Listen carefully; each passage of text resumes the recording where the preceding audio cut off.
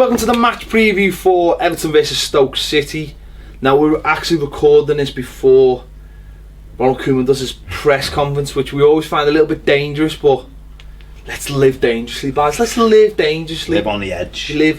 We don't know who if everyone's fit and all that. Everyone's fit. But we're just gonna think that everyone's fit. Or we'll just do that a lot.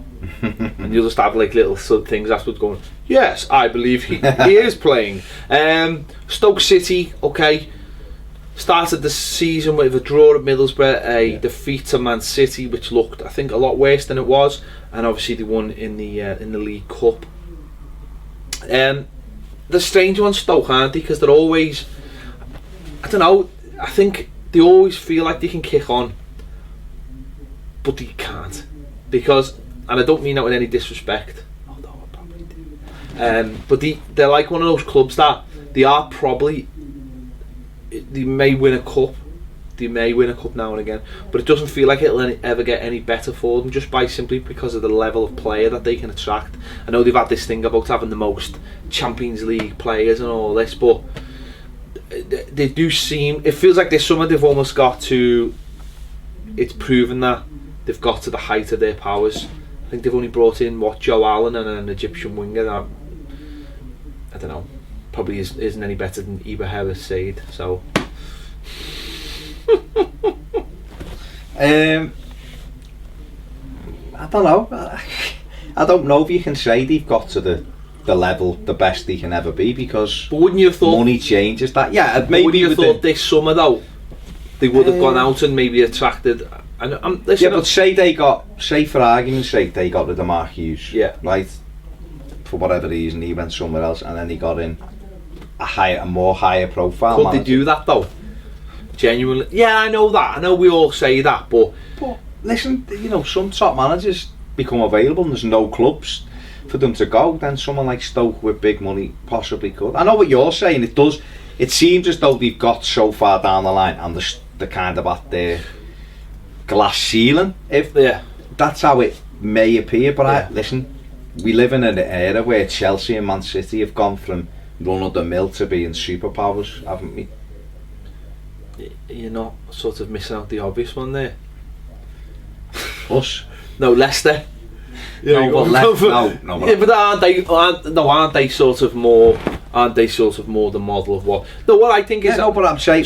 Let me just finish, because you asked the question. What I'm saying to you, that you said, are they at, like, is that it for them? They're never going to get any better. But Leicester have upset the apple cart. They've won the Premier League, right? They won't be anywhere near the top six this season, Leicester. I don't believe anyway, and it's very early to say. That's probably dangerous to say it in August. I think they might finish sixth. But I don't know, right? I don't think they will, personally. So I don't see, unless Leicester continue to spend the money, they're gonna just be that like Blackburn Rovers, where that story where they won the league but then they started dropping further down the league again to level off. Stoke may be that, but if we're talking about then getting bigger and bigger, that's when the money aspect and everything else, the higher profile stuff comes in. So without another big influx of money, Stoke are probably top 8 side. I mean, I'm not having a go at Stoke. No. I could easily do that. I could easily do that. I'm not having a go at Stoke. What I'm saying is that sort of in the last 2 seasons, you've seen this rush. You've seen like the Bojans come in and Artovic and there's been other players that have come in. He's a good player. And you've looked at them, and obviously they've got Butland in goal. You've looked at them. Shaqiri. It's a good job they're on the small as mountains or whatever. I don't even know what the lyrics are. Come mad. Shaqiri. Anyway, played it doesn't. Shakira. Oh, stop it! I'd rather have Shakira than Shaqiri on every level.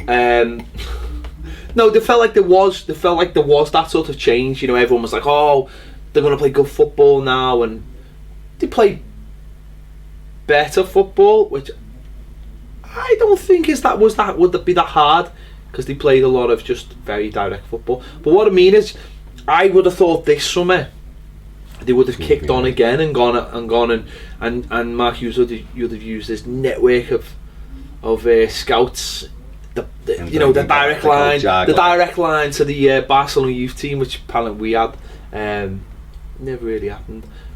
And they haven't really done that. They brought in Joe Allen, who's a solid player. I mean, listen, in the Euros, he was amazing. But you never judge a player by a football tournament. Sissoko.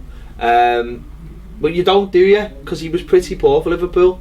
You wouldn't have thought. I think he was taken to Liverpool under duress. Not just under a different banner. He had a manager that basically told you he was Xavi, and in fact, he actually told me to my face how good he was going to be and what he was going to do and all this, and it just never quite worked. Yeah, because he is a good footballer and he's a good passer of the ball, but he's not Xavi. A lot of players aren't Xavi. He's not Barry Alonso. No. Well, exactly. So, I mean, listen, this possibly would have been the summer that you'd have expected them to go on again, but a lot of clubs have found it difficult to bring players in this summer. I don't know how close Stoke have been to bringing any in, and we're saying this a week before the window shuts. They could have a Everton 2013 window and bring 3 on deadline, then you go, that's fantastic. They're going to bring Nigel Martin, James McPartland and Kevin Kilbane? No, not that window. Okay, the one before. And Francis Jeffers on loan. If they do that, they've got half a chance. Obviously, was that 2002? And there's we signed 3 players in 45 minutes, and it was so exciting. The fact that they weren't great didn't matter, but it was just exciting to go. So where's Lindelof? There's another one upstairs. Jim White would have just been wet himself. Jim White would have just gone. Would have wet himself. Gone off. McFarland's on his way to it, and that fella he just. It is sensational move, Francis Jeffers. Well, he's got the phone. The agent. Darmish. He's now no. Like the black agent. But he's now all of a sudden got a job reporting. Yeah. Darmish would have been all over. Darmish, like the iPad. Darmish wouldn't have been an iPad then. Darmish would have been like wouldn't have been like that, mate. With a bit of paper. Yeah, Darmish would be. But anyway, it's coming on. We dive. It's coming on. Stay with me. It's coming on. That's what he does. And then he goes. We'll leave that for now. And the next minute he goes. Boom. Back to Stoke. Don't know. Yeah, difficult game. They've still got some good players. Yeah, I've got players that can hit. Yeah. My point was, I just feel like in this league you have to always keep developing. You stand still, you go backwards. No more so than this year. Don't get me wrong, I'm not taking them for granted. I think they've got some really good players. You just, number one, I think they need what everyone needs is a good striker, a good proven striker. Don't really have that as such, so they rely on. That's when they start relying on Bojan and Arnautovic, and they're the kinds of players that have spells of form. Do you know what I mean? They have hot spots in the season. You know, they don't because if they played like that all the season, wouldn't play for Stoke. Simple as that. They wouldn't, would they? They play for better teams. They hit pockets of form, and when they're hot, they're hot, and when they're not, well, I'm sure Michael Barrymore's has got a catchphrase for that somewhere. I digress again. But it'll be a tough game. They'll be organised. They've got is Butland back? No. Because he's boss, and I want him, and I will not rest till we get him, whenever that is. It's not going to be. He's a good. Ryan, you've got your Ryan Shawcross, who's an absolute dog, but he can defend, but he's still a dog. But if it's your dog, you love it. But if it's not your dog, you go like that. Yeah. So, but he's a good defender. Yeah. So. And they've got good players and they've got good organisation, but that's Jonathan Walters. I hate Jonathan Walters. I hate him. Scores goals. I hate him. Got Crouch. I don't like Jonathan Walters. Got Crouch. Can I say I don't like Jonathan Walters? Got Crouch. I know he's an Evertonian.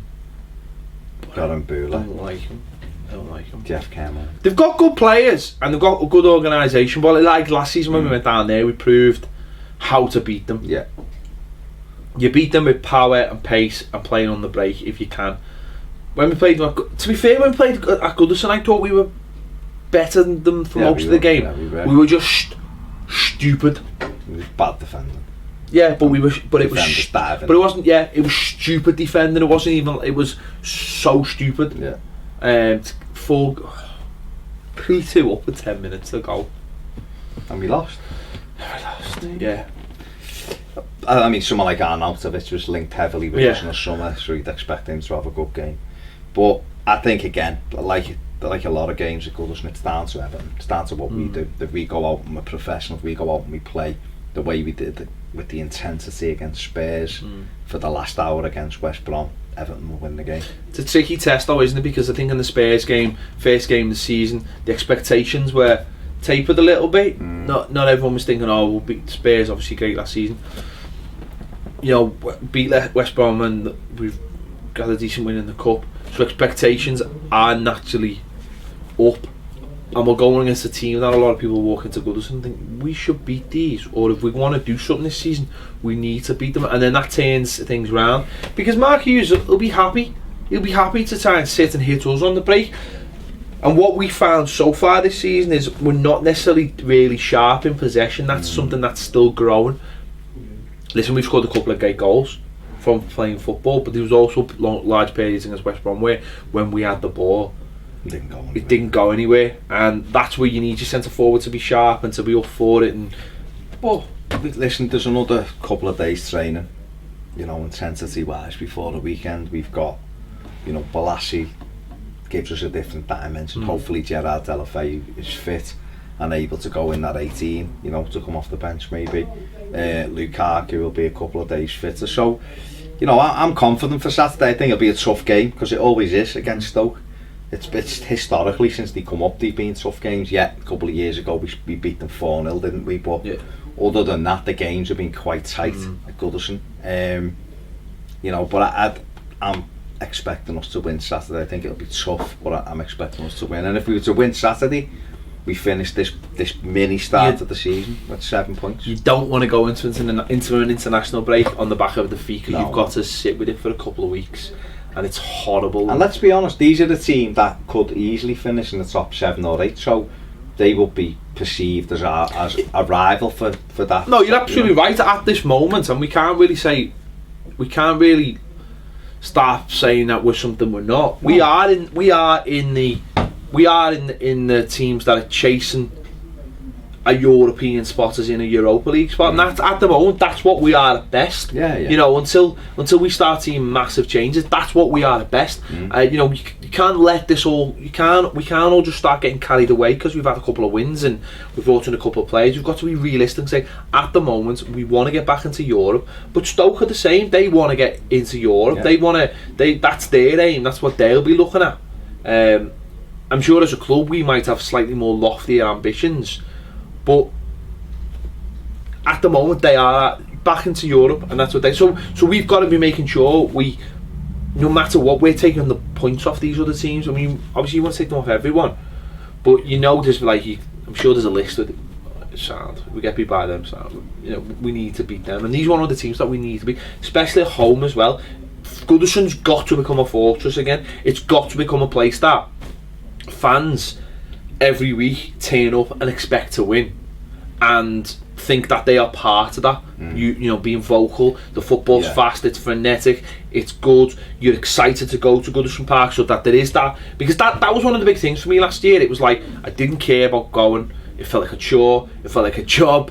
You went, you weren't excited, you didn't get involved in the singing because it was just crap. It's his job to unite everybody, isn't it? And you unite everybody by the players performing. It is chicken and egg at times. The fans have got to get the players going, but we've all got to be in it together. Yeah. Do you know what I mean? They'll feed off us, we'll feed off them, and that's how it is. And if you can create that, we've proven it. We proved it last year a couple of times at Goodison, Chelsea in the Cup, Man City in the Cup. When everyone's on it, it's a tough place to it's a tough place to get a result. The problem was there was too many days we were all bored, and so 8 times teams came to Goodison and beat us without having to really do much. And that's the thing we've got to arrest this year. I expect us Saturday to be right on it, pressing high up the pitch, winning the ball. We've got fast players in that team now. We've got a good solid base. We should have Williams, you know, in the centre of the defence. So everything's set up for us to get the result, but we've got to play to the best of our ability. Physically, I think it's going to be the most grueling. I know when I say that, I mean physically, Spurs run us more than anyone, but I think in terms of a physical game, crosses coming into, I know last week was bad at West Brom, but I think Stoke are just as bad. Crosses coming into the box, dealing with just that. As tough, not bad. It's a different way of playing. Just as tough. So we've got to deal with that. Yeah, the goalkeeper's got to be there. The 2 centre halves or 3 centre halves or whatever he goes with, I've got to be up for it. Let's stop crosses. Let's get out and block crosses. And cut that supply down. And then when we're in possession of the ball, let's move it quickly and let's get Dent in. Let's get Shawcross giving the arms all over Lukaku, and get people round them because. Yeah, I mean, we've got to be very wary on things like set pieces. I'm sure. I'll just wait for 1 second. I'm sure they'll be working on that during the week. What it is they go to training and they practice something over and over and over till they get it right. I know. It's a strange concept. I know. If you practice something, you get better at it, and then I know. It's a very strange concept. I know it's wacky. I know it's out there. It's up there with Klinsmann playing like 5 forwards and inside right and all these mad things. Yeah, it was. Yeah, Saturday. He was playing in the team. 2-3-5. Yeah. I'm sure he was actually. I'm sure he actually picked the team. He probably actually did. Well, but yeah, I don't think he did. But Illy Dimitrescu and all that. Who's that other one? Popescu. Georgie Popescu. That was after the World Cup in '94, where that was the first influx of foreigners, and everyone just like, he's foreign, buy him. That fella scored. Daniel Amokachi. I'm sure we bought Amokachi. That's after we tried to buy. Martin Darling. Jürgen Klinsmann tried to buy. Yeah, wacky summer. I don't know how we got Muller. The Brazilian. If you don't, kids, if you don't know who Muller is, he's a Brazilian we tried to buy. Signed, sealed, everything, and then he went. This is tax free, isn't it? What? This salary's tax free. No. Those ITKs saying Muller is ours and everything. Yeah, but in them days that's actually right up, like spray paint it on walls. Like Muller is ours, and it was it's a much harder thing to erase then. I mean, I know Twitter's a bad. But Muller turned up to Everton, who playing blue with a red jacket on, so that says it all, doesn't it? But yeah, there you go, bit of history for you kids. So we've gone back. So where were we? Yeah, that could be our new show. That could be like a this day in that's going to be our new daily. This day in history. No. Daily Schmaley. If you would like to do the daily history for us, get in touch. What? Like the audition tapes. So it's going to be a tough game. It's going to be tough. But like I say, what would be really good, I think, if we can just get the points Saturday.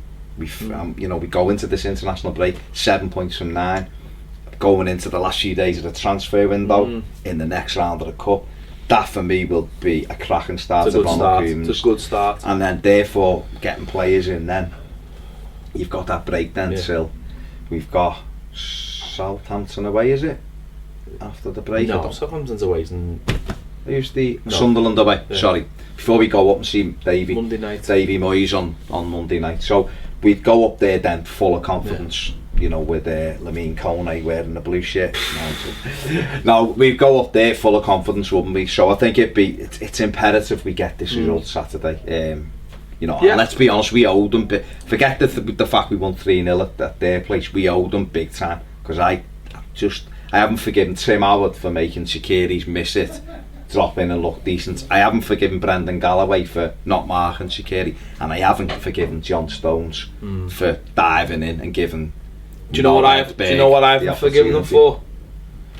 The wasps round the bins in Alton Towers. I mean, is there anything more iconic than wasps round bins in Alton Towers? It must be the most stickiest place and we're not used to that. We go to premium theme parks in Orlando. You go to Alton Towers and suddenly you can't put something in the bin without a wasp giving you a dirty look, as in to say, what are you doing? I haven't forgiven for the fact that you get to junction 15 to Alton Towers in 40 minutes and you think, there in an hour, and then it's an hour and 20 minutes away. And you have to drive past that JCB factory. Yeah, what's that? What's all that about? Why is that hidden away? And that farm? Can we just have a better road? Wasp brown bins.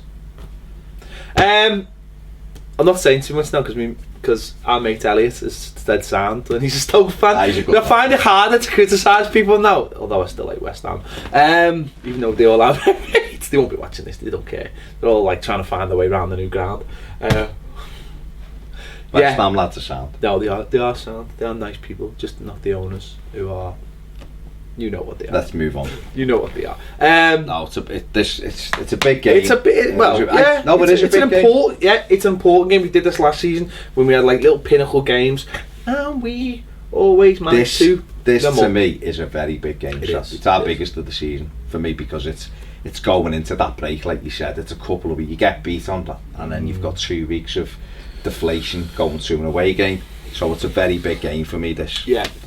Get through this game, get the 3 points, get the transfer window done, which we'll be doing live next week, all day. Oh my god, all day again.